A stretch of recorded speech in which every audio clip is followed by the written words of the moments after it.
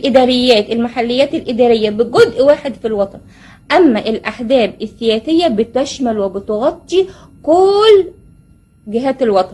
يعني يقول لك الحزب الوطني الديمقراطي في الإسكندرية، وبيكون موجود في القاهرة، وموجود في الإسماعيلية، موجود في أسيوط، موجود في كل مكان، يغطي كل جهات الوطن.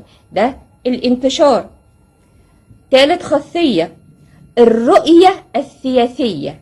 يعني ايه الرؤية السياسية؟ يعني يكون ليه رؤية واضحة، خطة سياسية واضحة، وأهداف شاملة واضحة معلنة للمجتمع ككل.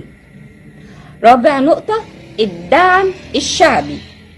يسعى كل حزب إلى تأييد الشعب، وخاصة في وقت الانتخابات.